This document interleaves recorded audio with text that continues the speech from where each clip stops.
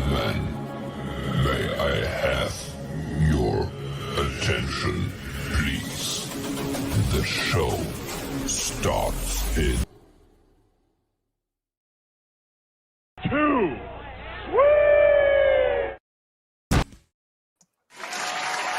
Bells and belts, what's going on, baby? Your boy said the thing coming back to you all on a Valentine's Day Wednesday with my tag team partners Joey and JD. Gentlemen, good evening to y'all. What's up, Joey? You saw that slip there, right? I had to catch it. You know, it's been a while since I did this kind of thing. You know, just a little. Not gonna be having no hot dogging and grandstanding out here. I'm sorry. I'm sorry. Nah. But yeah, happy Valentine's Day to everybody out there. And thanks for watching us. If you're watching this in the Bells and Belts group on YouTube and Facebook group and the Champions Belt Club, we welcome you all aboard. We're gonna get into a little bit of something we call moments in wrestling history tonight. With that said, oh, that's loud. I might need to turn down the gain on my headphones. that was kind of loud. Moments in wrestling history, things that we and the times that we wish that we were there. About 6 months ago, me and Man Up did part 1, where we shared some times in wrestling history that we wish we were at. We talked about it, and we want to hear from you guys. We want to know, like, if you can hop in your virtual DeLorean. Again, Back to the Future reference. If you could hop in the DeLorean, go back in time, which wrestling event would you want to go to and why? So, Joey and JD wasn't with us for part 1, so we're gonna lead off with them with a couple of events that in moments in time in wrestling that they did. They want to go back in time and reminisce. But first, let's say hi to a couple of folks. We got Platinum Stores watching us on YouTube tonight, guys. What's up, Platinum? How you doing, brother? Yeah, what's up, man? Mysterio Zone. You know who that is. How you doing, brother? All right. We got the Warden in the house. Warden's in the house. What's up, Richard? And of course, we got Nesha in the house. Hey, Nesha. We're waiting for Generic Jobber. I know. Oh, I'm sorry. Generic Jobber. Generic Jobber's here. Generic's in the house. Awesome, good stuff. So we're gonna go ahead and kick this bad boy off there, Joey. And with your first one. Oh, I guess it's fitting I have this belt on me right now, because I tell you, as a kid growing up, like one of the biggest moments to me in pro wrestling history. Hang on, I happen to have the day. I believe it's August 2nd, 1992, in Baltimore, Maryland. The All-American Ron Simmons defeating Big Van Vader for the WCW World Heavyweight title. Mm-hmm. Man, this is one of those things when you saw the crowd pop and they were like the excitement, people standing, people losing their minds, tears being shed, like all those things were happening at once. All the baby faces hit the ring. As you see, they had Ron Simmons on their shoulder, carrying him around with the belt around his waist. Like, to me, that's when wrestling is done really right.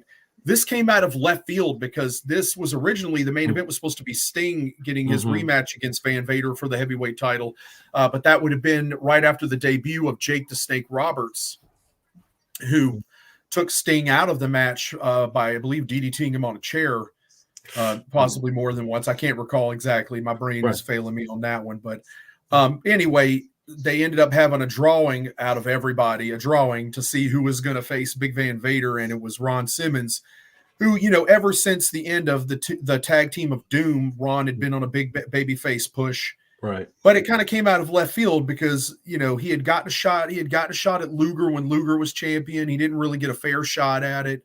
He never really got his real opportunity to get the belt. And on this night, Vader coming off the ropes and Ron whipping him around with that power slam and getting that, hooking the leg, to, cradling him up kind of and getting that 3 count. That's one of those moments I just wish I could have been there that night for sure to see the crowning of, such an influential man. I don't even want to go the usual route and say obvious thing, the first black recognized world heavyweight champion of professional wrestling. As we are in February, Black History Month, I think it's always important to recognize this Right. man's greatness in general. But just Ron Simmons is one of the best. Like he's truly great. Everything he touched, pretty much, except for the whole gladiator gimmick thing that nobody could have got that over. But Yeah, that was rough. nobody could have got that over. But I don't know I'm how just- you could have exactly. No. Oh my God, but this was Ron's, arguably his biggest night of his career when becoming the world heavyweight champion, and he definitely earned it. exactly. And like you said, we were talking about like all the baby faces right there, congratulations and whatnot. Yeah, you don't see that anymore. You really don't. No. It's like you beat the big bad champion. Everybody's happy. No, you don't see that anymore. No, but that was amazing. I loved it because there you see Dustin and Barry, Brian Pillman, Van Hammer, everybody hit the ring. All the baby faces were out there. Z-Man was out there. The whole daggum locker room of baby faces came out there. Mm-hmm. And that's one of the, I think the last time I remember seeing that happen was when I think Brett beat Yokozuna at WrestleMania 10. The Macho Man came out there. All the baby faces hit the ring. And I was like, man, it's such a simple dynamic in pro wrestling. Heels and baby faces. Who would have thought? Exactly. Speaking of our baby face, Necho was asking about where's Man Up. But unfortunately, Man Up had a unfortunate meeting with a couple of my goons. They put him through a table twice. So hopefully Man Up will be back next week or in a couple of weeks. We'll see. But I told Man Up not to stop running his mouth, and he paid the consequences. So yeah, I had to do some heel stuff right there. So we'll see when Man Up comes back. So yeah, but that was definitely an awesome moment. Definitely, that's another freaking moment. I wouldn't mind being in the house when this was the time Bill Watts was running WCW at the time, right? Mm-hmm. Yeah, so, and it's a big inspiration for me wanting to have a replica of this belt. It definitely has to do with that. That's one of my fondest memory. Well, it probably is my fondest memory of that belt. Exactly. Oh, we do have Ben Walker in the house. Hey Ben, how you doing, brother? Is it Man Up? Okay, let me look out my window. I mean, he could be anywhere. I'm just saying. I mean, I think I see Andy's there with us. Yeah. Too, Andy Bolger. Yeah. Hey Andy, how you doing, man? Andy, what's up, man? Thank you. Appreciate folks come to check us out. All right, good. Hashtag that's mine. I love it. Yeah, I love it. And we encourage everybody out there tonight, go ahead and drop it in the comments, your memories you wish you were there for in professional wrestling. If you want to talk about your choices. Exactly. Go back in time and see any match, your favorite match that you'd witnessed live. Let us know what it is. Yeah. Absolutely. With that said, JD, let's give it yours. Yeah, absolutely. So my first choice had a number of really great matches in it, which is one of the reasons why I chose it. I'm talking about the Great American Bash of 1989. Mm-hmm. Of course, it had the very memorable Flair versus Funk match, which is considered one of the best matches of all time. Mm-hmm. For good reasons. But it also had, they don't get mentioned as often, but it also had Sting versus Muta. Yeah. It also had Steamboat versus Luger, and Steamboat and Muta being two of my absolute favorite wrestlers of all time, for sure. And for me, this was like quintessential NWA 80s wrestling. This was sort of the peak, I felt like, of Crockett's sort of era. And and I would love to have been would love this. This followed up the Chi-Town series and the whole Steamboat exactly of Ric Flair trilogy. And would love to have seen all those, and I would have loved to have seen this following that up right after. So it seems whenever Jim Crockett Promotions put together the double ring, something destined was to happen that night, you know you're gonna get War Games, the true War Games, the Match Beyond. You got those. So it's like, oh man, that was introduced two years prior to this in '87. But yeah, whenever you see the double ring there, man, I mean any one of you. Any one of those matches could have main evented. Yeah, any one of them. So just the mastery of Terry Funk and the fact that Flair, he's the reason Flair flipped back babyface, after the feud with Steamboat. Although it was, a very great series of matches where Flair came out with the belt at the end, where they, it was just a lot of mutual respect after it started out as a heel versus babyface dynamic. But for Terry Funk to be able to get sympathy on Flair and do everything he did, the beatdown that set up the match and everything, like, God, man, I think it just goes to show, even past of what we considered Terry's prime, he was still so great at everything he did. Yeah.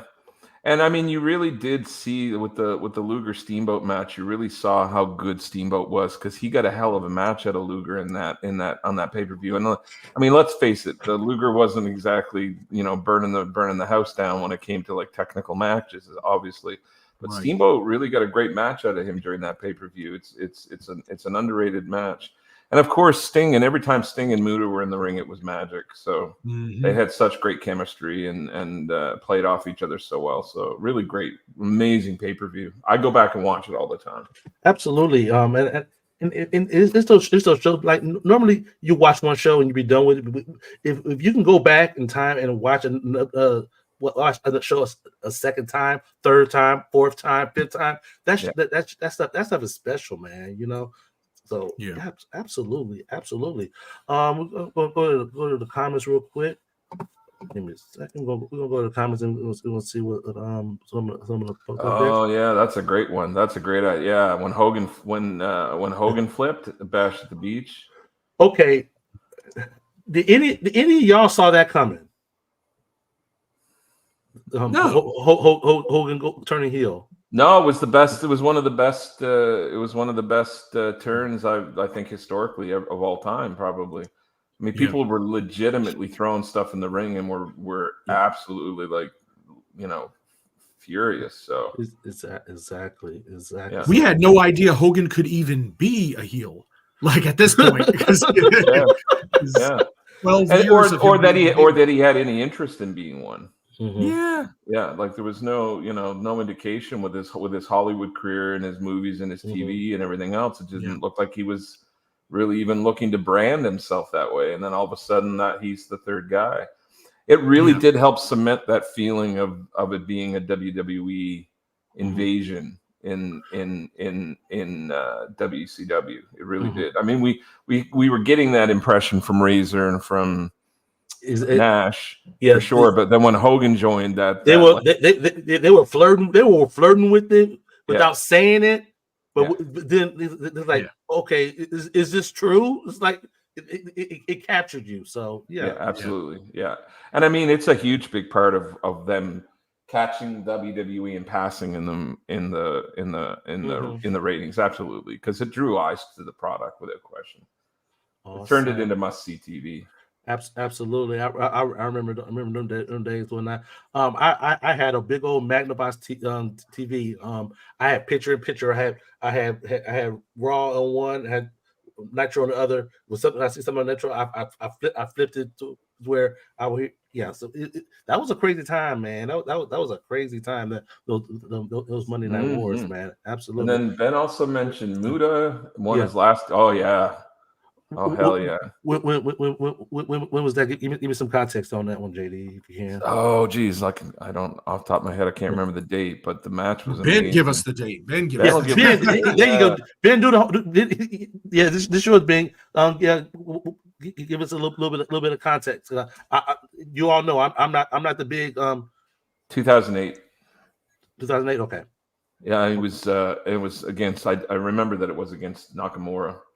Okay. And it was awesome. Okay. We got generic jobber.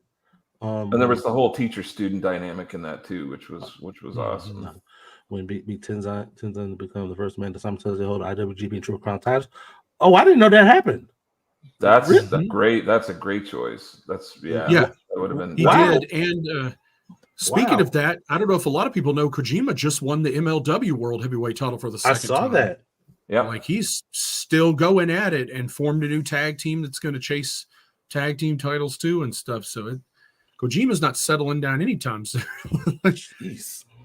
He's done it all. Sid, He's been the Platinum had Global Honor same Crown as champion too. Sid. Ben Sid, Kojima was wrong for tossing out. Yeah, absolutely. Dang. Wow. Platinum, okay. I think he had one of the same choices as Ben.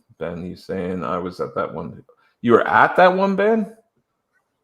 Or Platinum, you were at it? Which one? Were you Bash at the Beach? Yeah, Japan. Which one, Platinum? Which one were you at? Let us know in the comments. Let us know. Cool. Yeah, Antonio Mendoza. Either one is badass, but exactly. I wonder which one you were at. Yeah, Money Awards meant that you better have fresh batteries and a remote, all that flipping back and forth. Hell yeah! At that time, that was Platinum was at Bash. Right on. Good stuff, man. Hey, Platinum. I just want to know about that crowd reaction. That like just I just want like that feeling.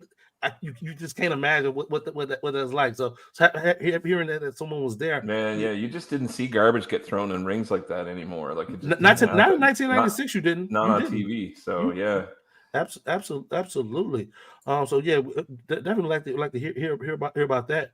He's hot. I love it. Oh yeah, being at that bash, that had to be freaking crazy, man. That had to be. I enjoyed Bobby Heenan's commentary because Bobby Heenan was like, "Whose side is he on?" What side is he on? You're like, "Shut up, Bobby! Shut up!" like Bobby, you know whose side he's on. Like, ooh, you've been telling us all along. Bobby's been telling us for over a decade that this man is wrong. I'm just saying, like it's like he was right. Awesome. And keep them moments coming, guys. In the meantime, Joey, gonna go to your second one. Oh, to my second one. Okay. Mm-hmm. All right. This is one that I would have loved to have been there for. This was the first ever. This was June 19th, 2002, Huntsville, Alabama. Mm-hmm. It was the inaugural NWA TNA event. The first hour, I guess, was live, and then they taped the second one that would be the second pay-per-view the next week. And I'm referring to AJ Styles becoming the first ever TNA X Division champion. Cool. Nice. I enjoyed the first two pay-per-views a lot, given that for everything they were trying to do there. But nobody knew what the heck X Division was, but I kind of thought it was cool. They weren't going with the whole cruiserweight thing. They weren't just trying to be WCW Part 2, and they were doing something a little bit different. And this, I remember, was like that 4-man round-robin tournament where you had Psychosis, Jerry Lynn, Low Key, and AJ Styles. Am I right? Yeah, I think it was Psychosis. Mm-hmm. And they had to be pinned, or they had to be beaten twice to be eliminated. So at the end, AJ had already been beaten once, but Jerry Lynn hadn't been beaten at all. So it came down to the two of them, and AJ had to beat him twice in a row to manage to become the first X Division champion. So I really thought that was a cool concept. I thought a lot of TNA's concepts, including the Gauntlet for the Gold and stuff like that, were really cool, unique ways to put a spin on classic type matches. But I really enjoyed this, and it was kind of AJ's coming out party, like, the world kind of taking note of him to a degree for the very first thing. And this division and this belt, kind of being created around him and him being kind of the star of it. It's exactly the foundation for the man who became synonymous with TNA. So absolutely. And a division that's still going strong to this day. It's still something that where the belt still means something, and we're about to, we got a 10-time X Division champion about to defend the belt again and stuff. So it's amazing to see, it's kind of a modern company that started in 2002, but it's created quite a lineage for that championship and everything. Absolutely. Almost 22 years. Okay, and Joey, check this out. So Platinum Stores was at the first Nitro in Minneapolis. So that's on the side of the hard camp. Wow! Awesome. Find out who you are, Platinum. I'm just saying. Video. No, that first one from Mall of America. That's when that's when Luger came back. If I'm not mistaken, I was going to ask him that. How was that when Luger came out? Was that a pretty big shock? Exactly. When Lex Luger walked out there, because that was pretty insane. And that Liger Pillman. Yes. Yeah, how Yes. was that live platinum? Yeah, Good I Lord, bet because you that they was had something. such great chemistry. Oh Yeah. my gosh. Yeah, they did right having them on there. That was the first match, if I'm not mistaken, as well. Mm-hmm. Like I think so. So absolutely. But Platinum had also said he would have loved to be at WrestleMania 3. What a coincidence there, What a JD. coincidence. Yeah, that happens to be my second choice, actually. Yeah, WrestleMania 3. Absolutely. Man, I mean, when I was a kid, I can't remember an event that captured more attention than WrestleMania 3. Mhm. That build up with Andre the Giant and Mhm. Hulk Hogan having Andre flip Mhm. and run heel was just didn't happen in his career really ever. So it was just Right. it was amazing.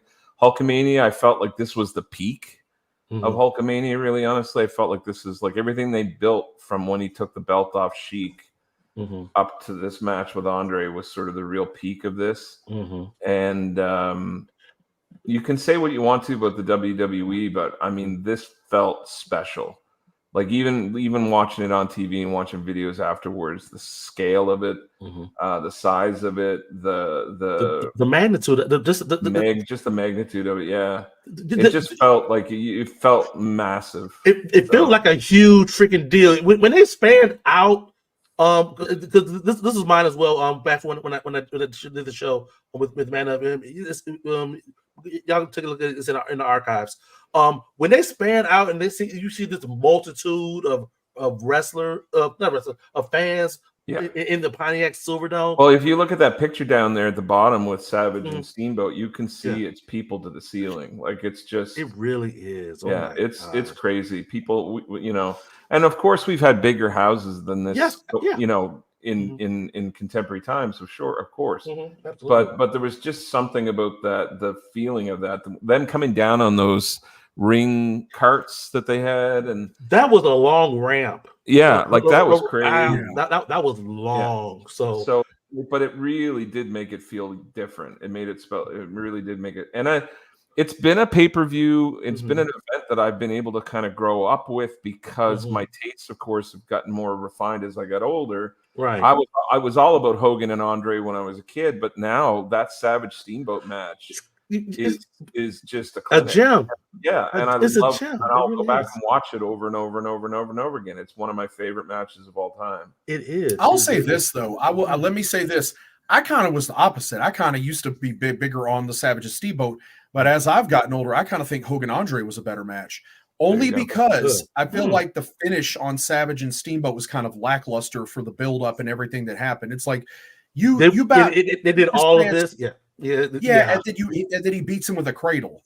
And I think a lot of that was just because of the whole George, what's his name? Yeah, what was he doing out there? Yeah, but again, they were trying to put Shine, they were trying to put Shine on him, which is what sort of diffused the end of it. But I mean, in terms of execution and the build up to it, that was one of the best matches I've ever. Oh, absolutely! I just think they should have had a better finish on it. Whereas the Hogan Andre match had the right finish for it. I don't know, but if you kind of look at it as well, Joey, right before you can see Macho Man sun his back forward. Then we went for it for the slam. The Steamboat came down and did the cradle. He sold the back before that, so it kind of went into it as well. That little bit of detail, Yeah, but I'm just saying it kind of anticlimactic when there was actually, you're trying to say there's real heat between these guys from Savage trying to injure him and take him out. And then you're going to come back and that's how he beats him. Like he just barely escaped with the belt. Like, it's kind of like, okay, if the story was we're just having a wrestling match here and it's just a pure wrestling match, then the finish is great. But the finish just to me did not fit the storyline and everything. I think it was. I think also it was a conscious choice between Savage and Steamboat because in later years we realized they built the match. And I think it was a conscious choice to try to make them both leave strong. I think it was a conscious choice to try to make them both look strong. So I also really loved. It doesn't get a lot of credit, but I also really loved the build up with the tag teams, Hart Foundation and the Bulldogs. The Danny Davis referee, the referee, build and all that. love that match. So I really big fan of that pay-per-view. So I'm wrong for what I'm about to say, but I liked when Bundy dropped that elbow on that midget. I'm sorry. Whoa, we don't use that word anymore. Am I wrong for saying that? I mean, it's like, ooh, that had to hurt. Yeah, he looked like he killed him. No.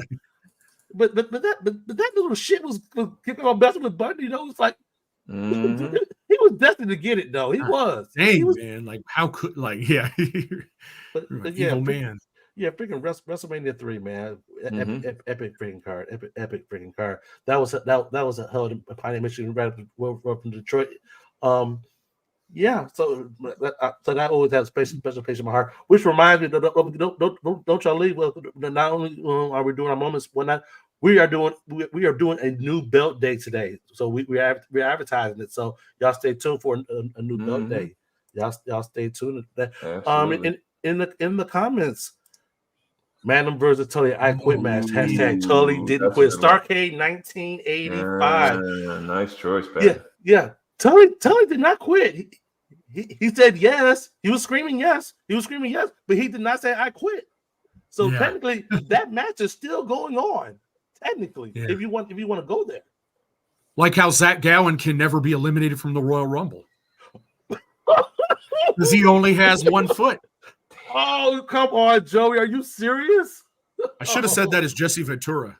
You should have. Oh, my God. Oh dear gosh. Well, Can't be eliminated. He's still in it.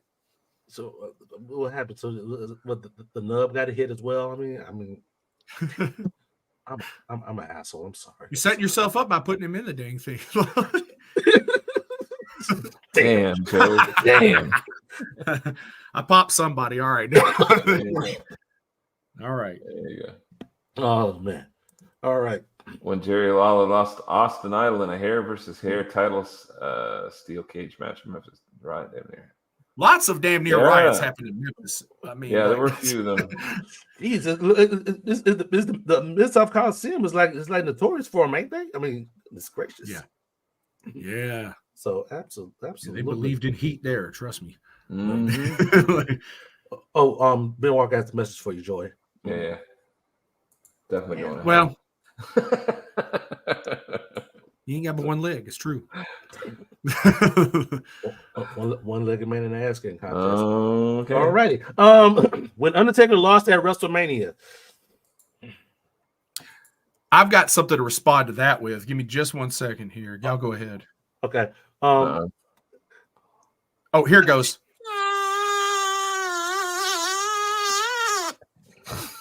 Damn. Yeah, that was kind of the reaction in the crowd overall. Coming when in the hot. Undertaker lost. It was so quiet. Emotional damage. That's right.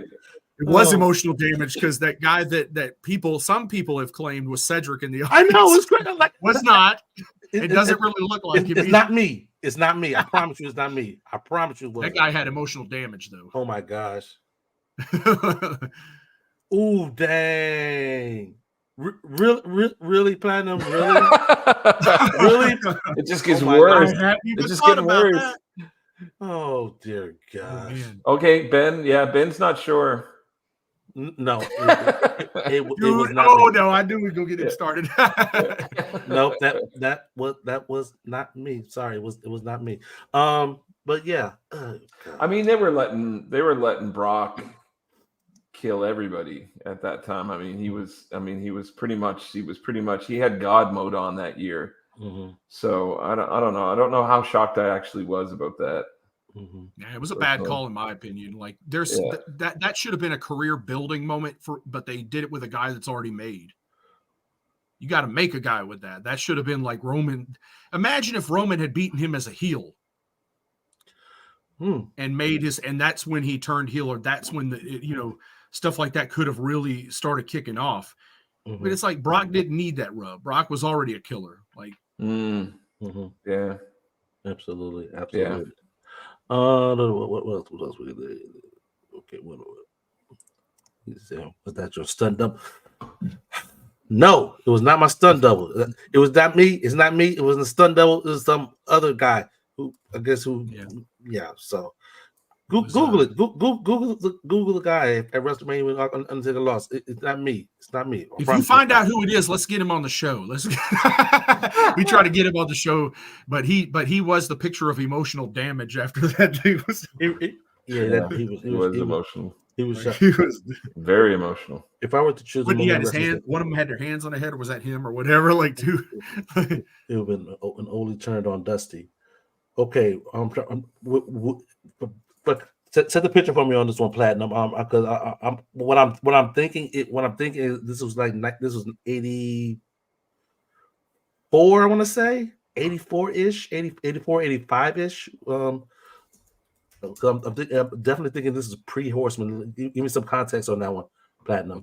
Dusty should feel sorry for him. I mean, 80, he should be 1980. Trust Ole. 1980? 1980, yeah. Okay. Who would trust Ole Anderson? Oh, down in Georgia.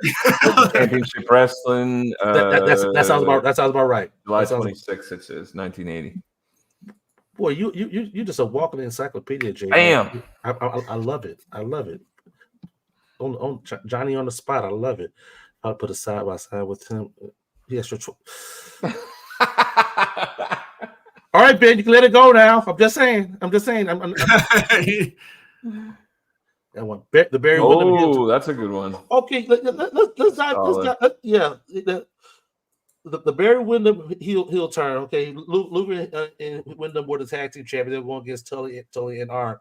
JJ Dillon was planting them seeds, Joey. He was planting them seeds. Like he's not gonna be. He was like Luger's not gonna be there when you need him. Yeah. Sure enough.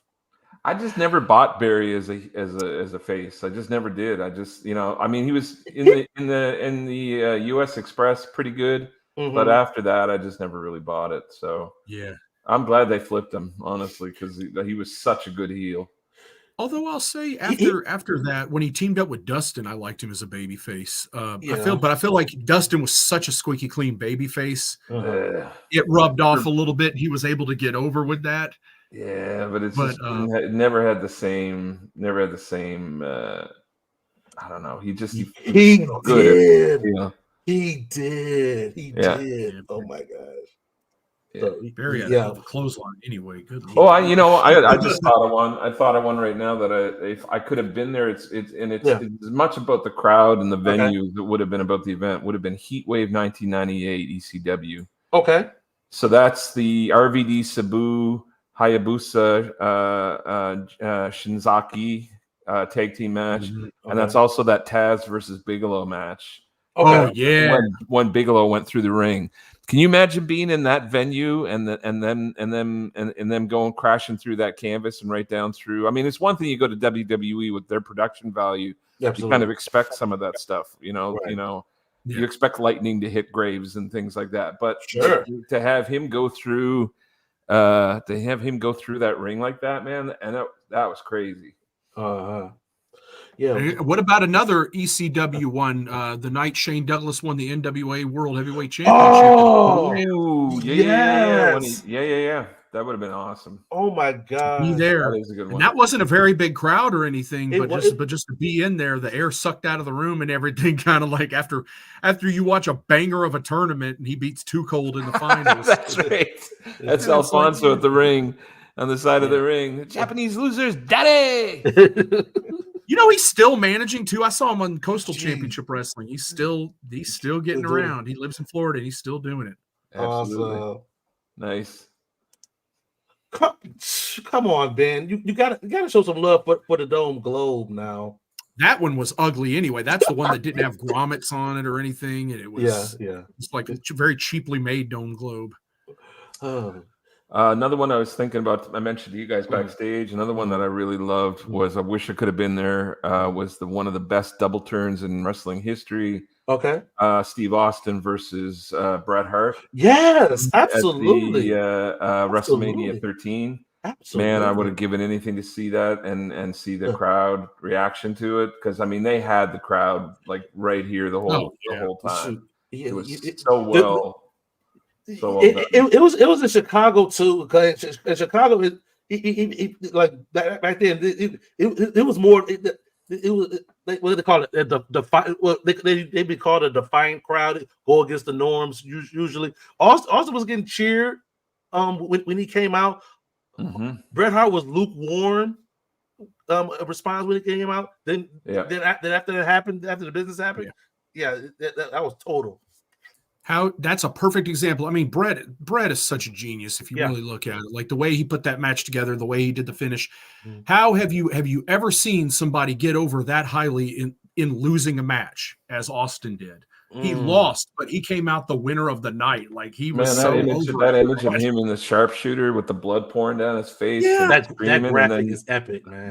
He could have beat Bret that night, and he would never have gotten over to that level as he did in losing. Exactly. Like, that's magic. It was brilliant. Really, really smart booking.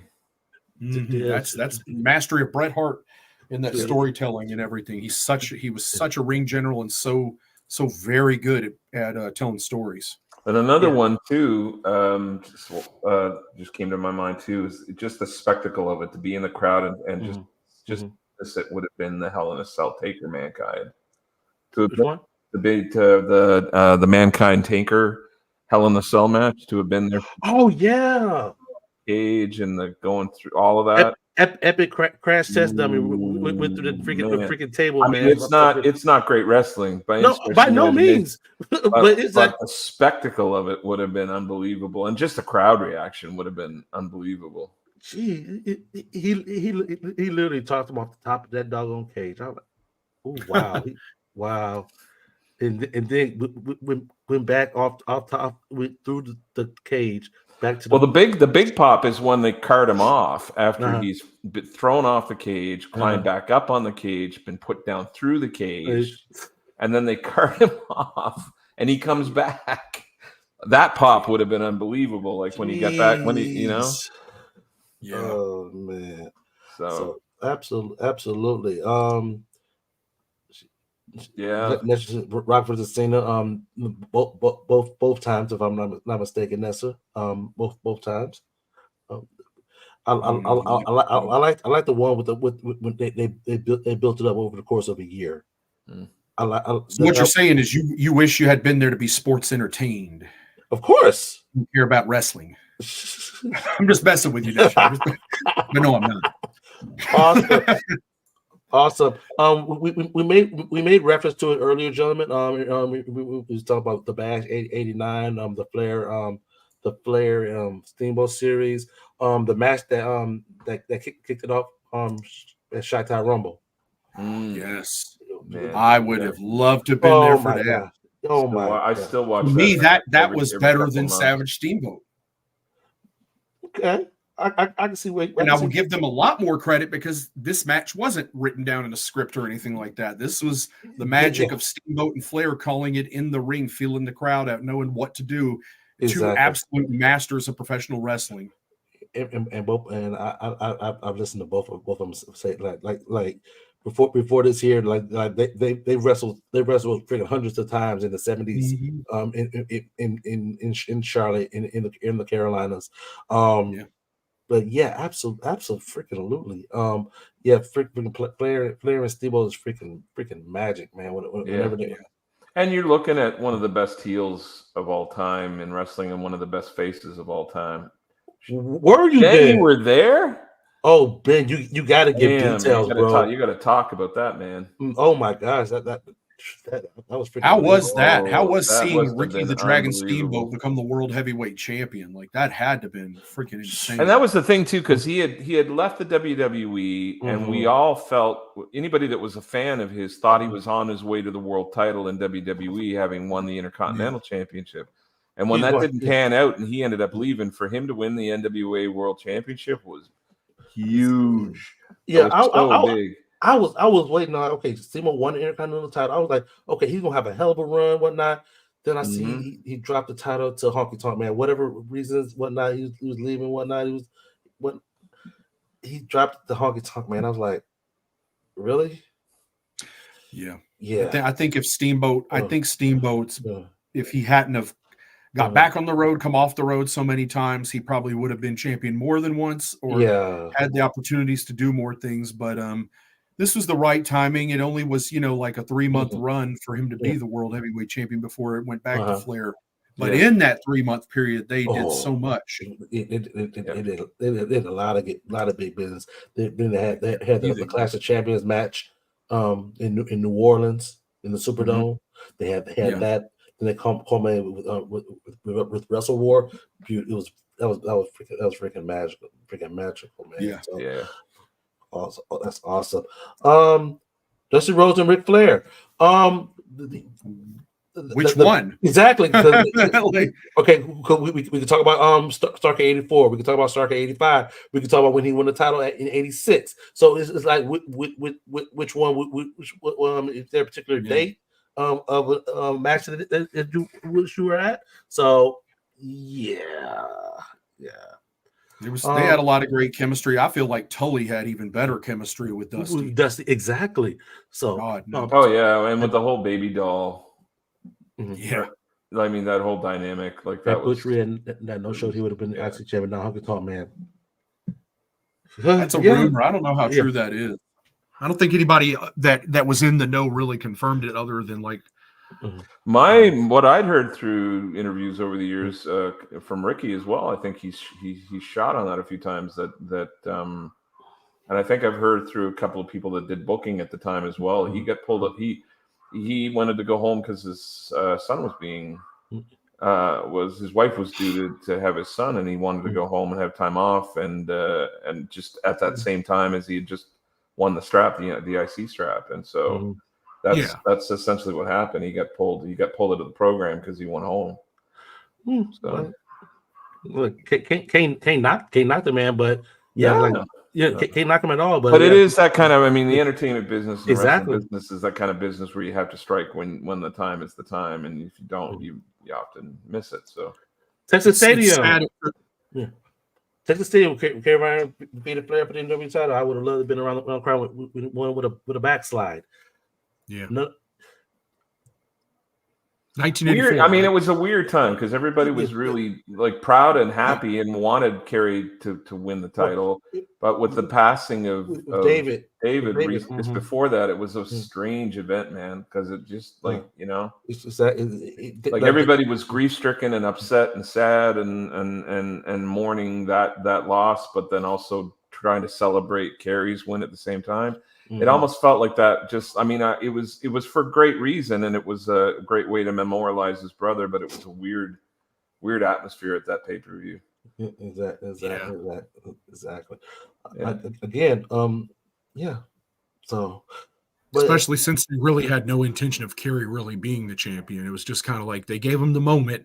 A few weeks later, Flair was champion again. So it was like. So, it was, but it was for the moment. It was for paying them off, giving them that special. Well, the rumor, or not the rumor, but the shoot that I've heard is that he was like they had to go find him back, like he was messed up backstage or somewhere in his car or something like that. They had to even go find him just to get him out to the match to win the belt. Like Jeff Hardy. Yeah, sounds like what Jeff Hardy learned his behavior from. He was struggling even at that time with substance and stuff like that. So yeah. Another one, Big Bubba, WWF title match. I think he it was around this time. It was a lot of folks were making that migration towards the WWF. First, one man gang. The one man gang was first it was Hacksaw, because they was pushing Hacksaw. I think he lost a loser leaves match. Then One Man Gang won the title. One Man Gang was going to leave. Big Bubba beats him. Big Bubba is going to WWF. That Death beats him. So it was like that constant migration. When it was around that time, Crockett was getting ready to buy UWF. So it was a whole lot of man. I love that Smash Mouth sort of Japan hard style, sort of just bust you on your head kind of style. I mean, I know it was horrible for the wrestlers. I get it. Like when you talk about it, All Japan Pro Wrestling and Mitsuharu Misawa and all of that stuff. But man, oh man, they were thrilling matches to watch. And they were dropping people on their necks and heads like left and right. And Dr. Death was a master of that. You're probably thinking UWF Japan. This is the UWF Mid South. No. I'm just saying that those two guys both sort of wrestled in that style, and Dr. Death did for sure. But maybe Big Bubba not as much, but Dr. Death definitely did. Absolutely.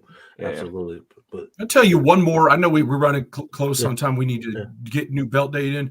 One more I've been thinking about during the show that I would have liked to have been at is Wrestle Kingdom 10 in 2016. Okay. That's the night. That was right before Shinsuke Nakamura and AJ Styles and Gallows and Anderson left and everything. So that was the one where Okada defended against Tanahashi and Okada retained, and we had Shinsuke Nakamura retain against AJ Styles for the IWGP IC title. Shibata and Ishii.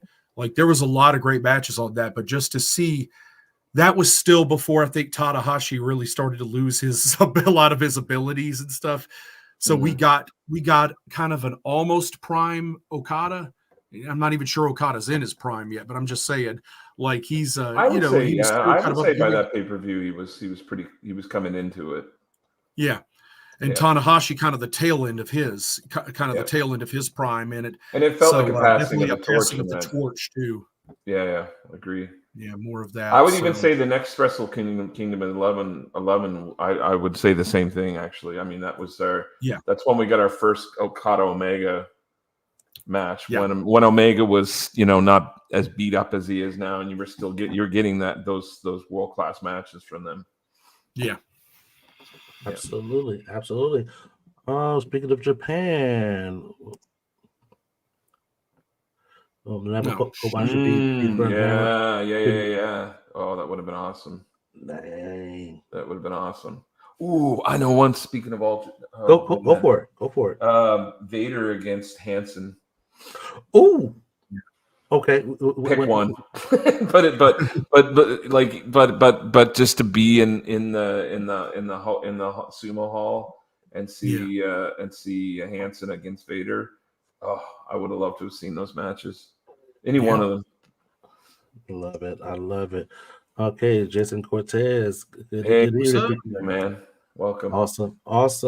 All right, guys. I think it's time for. There we go. Eyeball pops out.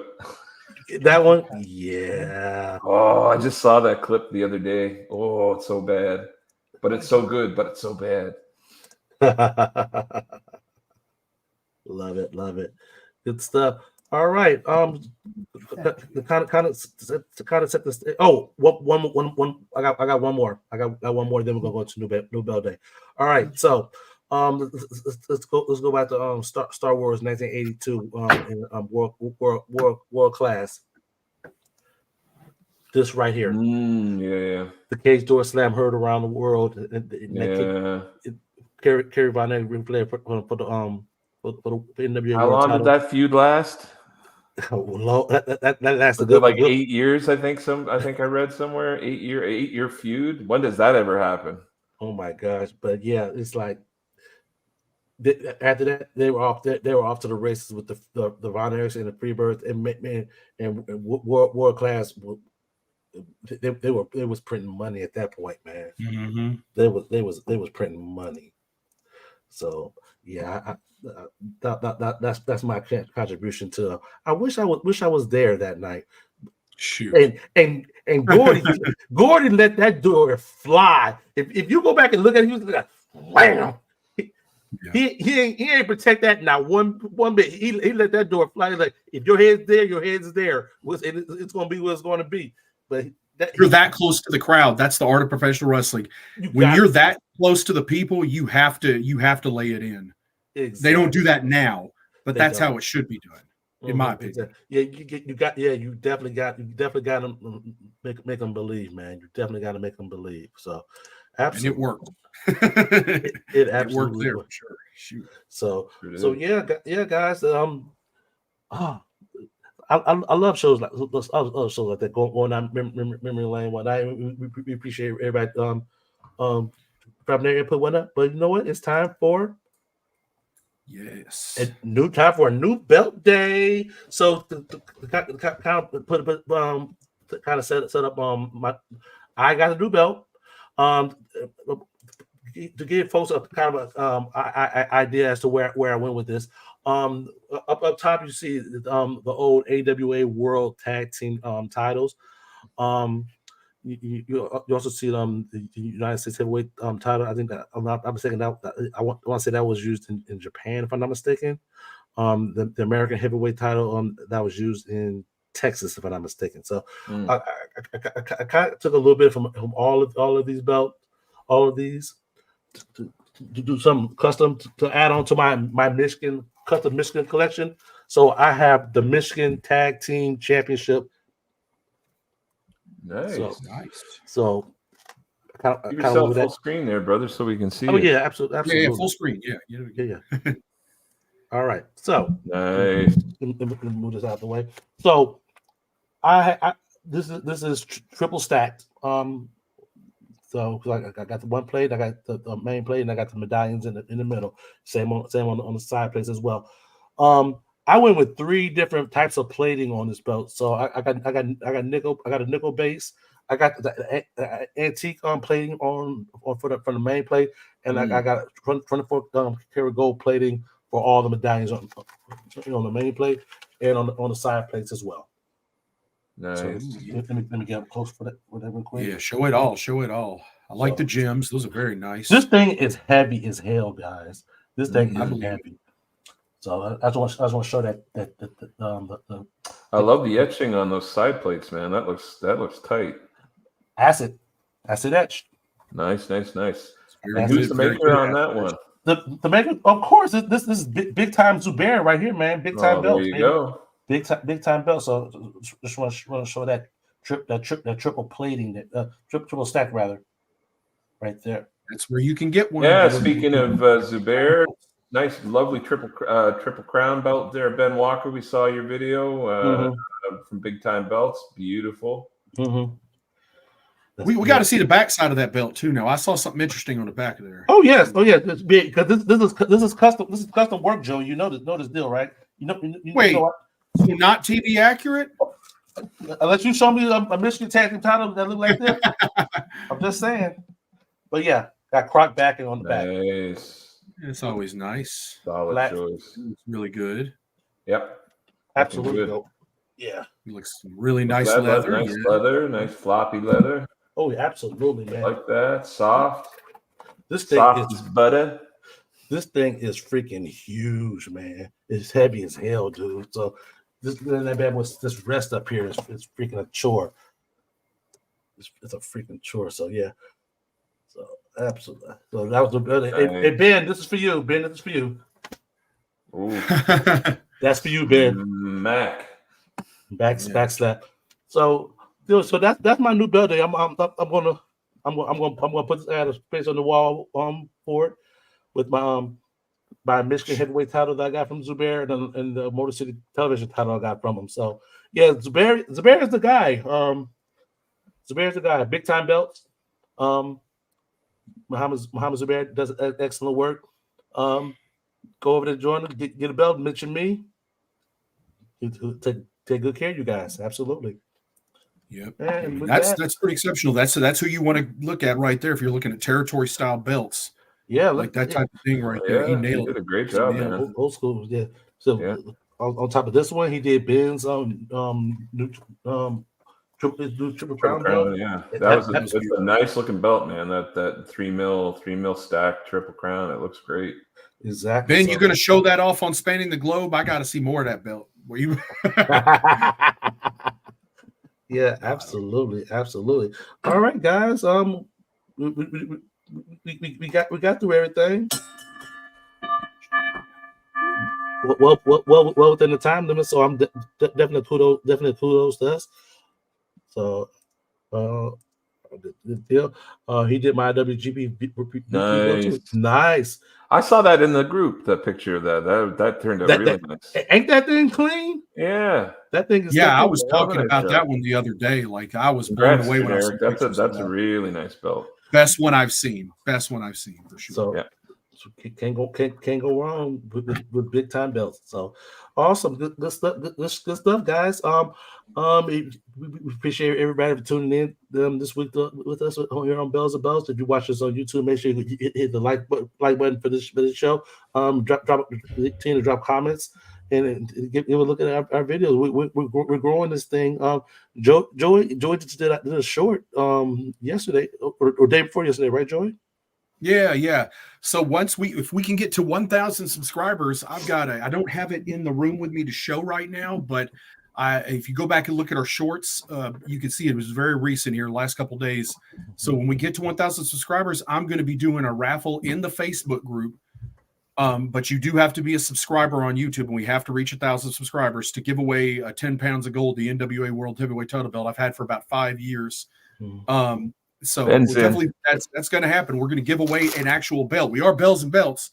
We're going to give away an actual belt at 1,000 subscribers. So if you're not subscribed, even if you prefer to watch on Facebook, that's great. Watching Champions Belt Club, watching the Bells and Belts group, but please give us a subscribe on YouTube because it still helps push us out in the algorithm. And if you look, even if you don't want to watch the weekly show on there, we do belt unboxings, we do show reviews, all kind of different things in our videos column. We do shorts. So we're constantly giving you entertainment through the channel there too. And when you like and comment on those shorts and videos too, you really help us. So I'm asking you also, after this show goes off the air, come on to YouTube, watch the show for like a minute. It'll give us a view and then give us a thumbs up, drop something in the comments. It'll really help the channel grow. And like I said, if you're subscribed and a member of the Facebook group, you're Gucci. You're going to be you already qualify to be in the drawing for the free belt. And then even if you don't want it, please just support us. It would really. That's the biggest way you can support us, guys. Right now, we need it. We absolutely. So that's the Facebook group, Bells and Bells YouTube on Facebook, the Bells and Bells YouTube channel as well. Champions Belt Club, JD. Yeah, come check us out on Facebook, Champions Belt Club. We run daily news, daily trivia, daily quizzes. We have a Friday fantasy booking tournament we're doing every week. We go through a lot of different topics. This right now, we happen to be doing greatest TNA world champions of all time. And you can come in and cast your vote and tell us who you think should be the man in TNA. Awesome. Good stuff. Next week, we come back at you with our top 10 favorite finishers. So we're working on this. We want you to work on y'all's as well. We got the next. What we got? We got a special guest, Joey. That's right. She just promoted it on her page today, but we're going to have Jody, just Jody. And she's going to be with us 2 weeks live at 8 Eastern, 7 Central. She's very pumped to be on the show, and that makes us happy because she's a great wrestler. And we're looking for that. So again, with you supporting us, giving us this help on YouTube, continuing to support us in the Facebook groups and stuff like that, you're helping us get more reach so we can bring in interviews and things that you want to see. If we can become profitable at some point, that's going to open up the door for a lot of cool new stuff. So really, us getting to that 1,000 subscriber point will really help us really get going. And we've been at this now for a year and some change. So, and we've had no advertising, no publicity, nothing like that. It's all been word of mouth and entertaining people that's built us up. So, please tell people you know about it. Invite people to the Facebook group. Tell them about the channel because it's going to open up our capability to bring in even more new guests, bigger name guests, bigger name professional wrestlers. But don't you dare miss that interview with Just Jody. It's going to be epic. Awesome. So lots of stuff to look forward to here at Bells and Belts. The crew will be here. I don't know about Man Up. My guys put him to the table pretty hard. So we'll see when Man Up come back and hopefully he gets his act together. But in the meantime, for Joey and JD, I'm your boy Cedric D, and we will see you guys here next week here at Bells and Belts.